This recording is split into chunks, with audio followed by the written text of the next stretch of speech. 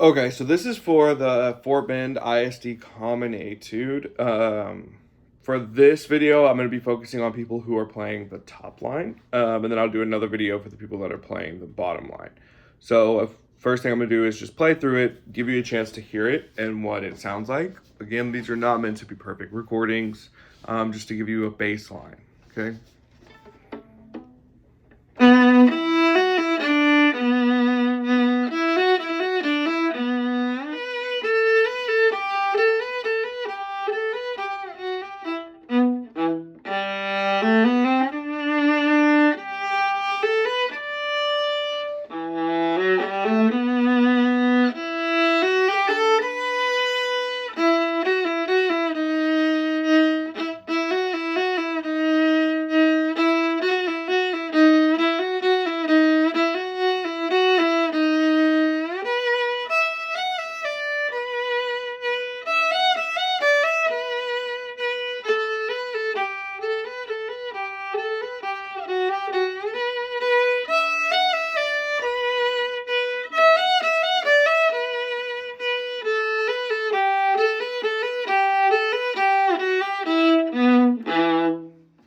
So that's the common etude. So the first pitfall in this is your shifts and understanding how some of the third position work happens, right? So first for measure 4, we want to make sure that we're practicing the up. Okay, so we want to make sure that we're practicing our ghost notes. So we're going from a B to a D to a B. We're not just shifting and praying that we get that B in tune. We're doing B, we shift to D, B, then we put our B up, which is a whole step away. And that's how we can get that consistently in tune. Even at full tempo, we're still going to do that ghost note.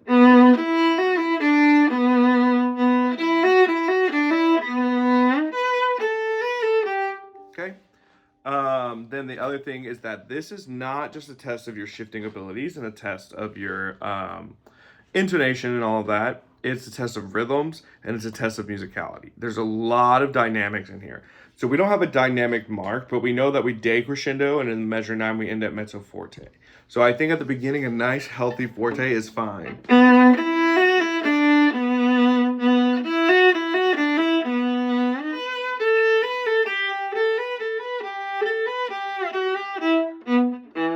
So then we decrescendo there, and it's very important that those up bows have staccato. Okay? We start mezzo forte in the next part, and we have a shift, and we want to make sure we crescendo through the D.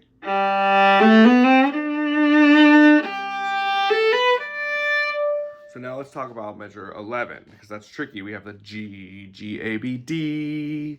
We want to make sure that we do have some sort of slight articulation on the second G, but not a hook bow. So we don't want to go, but just a little portando, I can't remember what it's called right now, but just a little bit of extra weight in the first finger and a change of bow speed, so that G speaks a second time. Now the top note is actually a harmonic, and since we don't have to go right back to third position after that, it's okay to mess with your hand frame to feel comfortable reaching it. And then we go back. So once we crescendo, we're like at a forte. And then that crescendo to a mezzo piano says to me that that D should start quieter. Ba ba da da dee da da da da da.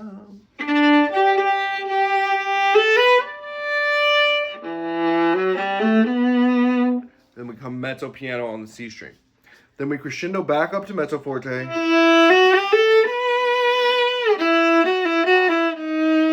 And in the run, when I ran the whole thing, this is actually where I messed up because this rhythm is kind of confusing. So we have D sharp, E da da da da da. So 1, 3, 1, 3, te, 2, te, 3, te, 1, 3, 1, 2, te, 3, te. So this entire section, I would just make sure that you're very, very comfortable with the counting. Okay? Once we get here, you have two fingering options. You can be in half position the whole time. So you start on a low 1 D sharp, and then a 2 E, half step, and then an F sharp a whole step away on 3. So the whole time I'm going to put my pinky here. This is bad technique, but it's just so you can see my fingers.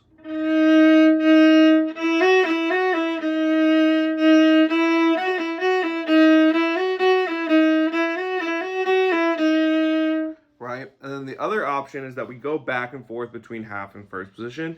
Really, it's just a backwards extension with our first finger. So we would do a low 1 D sharp, and then back up to 1.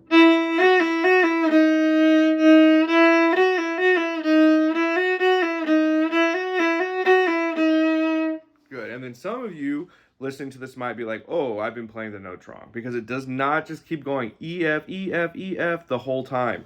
It changes. So the first one in measure 19 is E, F, E, F, E. And then the next time it's just F, E, F, E. And the next time is E, F, F, E. And then the last time is E, F, E, F, F, E.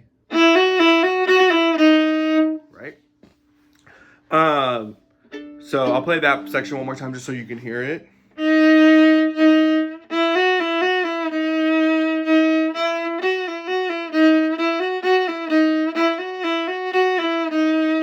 Good. And so don't forget the accents, of course. In a slurred bow with accents, we just want to use a little faster bow and wait while we do those accents. Now, if you notice in under 23, I'm slowing down a little bit because it says largamente, which really means very slow. But, we're just going to start slowing down. And then we have the poco rit in measure 24 with an ah tempo in 25. You want to make sure that you understand the musicality and the music words and music terms of these measures. So starting from measure 22,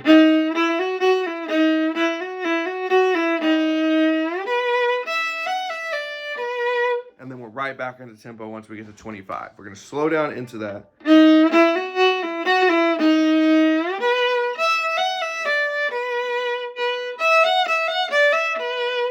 And then in this section, again, dynamic. Some of them are small. You got to look for them. So we have a mezzo forte in 25, which we really want to sing out since we're so high.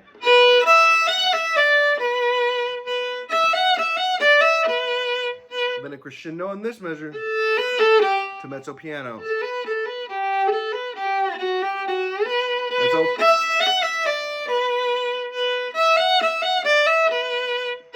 And then we have a crescendo at the end into forte, and make sure that you make a difference between measure 8, which has staccatos, and the very last measure where we have accents with no staccatos. Okay? So, and I messed up the bowing there, sorry.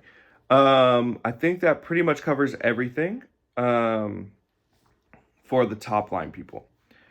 Again, if you have any more questions, please feel free to reach out. But I think that covers almost everything you need to know about this.